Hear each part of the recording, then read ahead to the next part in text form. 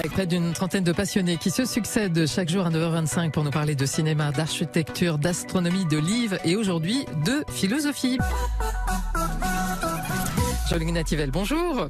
Bonjour Cathy. Alors Jean-Luc, vous êtes agrégé de philosophie, professeur, écrivain et vous m'avez suivi depuis la rentrée sur cette idée de rendre accessible la philo. Oui, avec grand plaisir.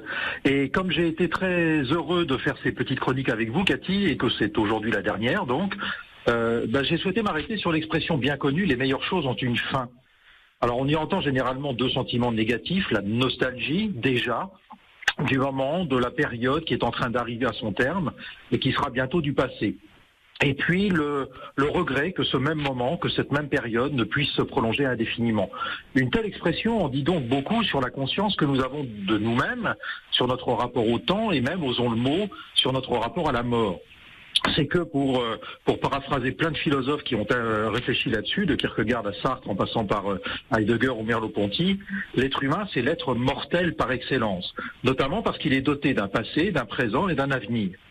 Alors là où la plupart des animaux, en gros, je dis bien en gros, se contentent d'être sur le mode de la satisfaction actuelle, présente de leurs besoins, l'homme, lui, a la possibilité d'exister, c'est-à-dire étymologiquement de se tenir hors de soi.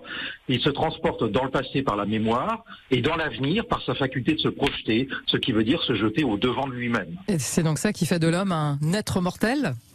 Alors oui, au sens où nous avons conscience de notre finitude, au sens où nous avons conscience que rien ne dure indéfiniment et que tout doit finir un jour. Merleau-Ponty dit qu'on ne peut pas ignorer la mort, c'est-à-dire faire comme si on n'était pas conscient d'être mortel.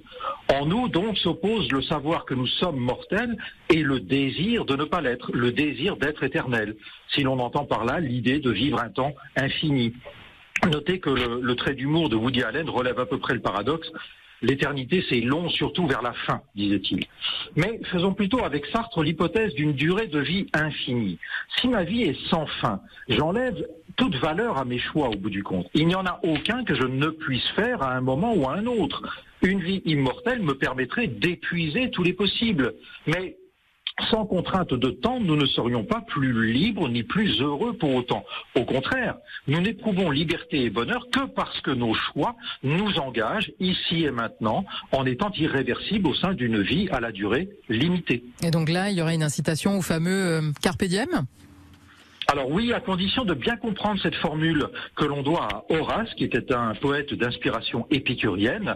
Vous savez que ça signifie cueille le jour. Et cette expression, elle n'invite pas à vivre dans l'insouciance, en faisant comme si on n'allait pas mourir, mais au contraire à profiter de chaque moment qui se présente, sachant qu'un jour tout cela sera fini.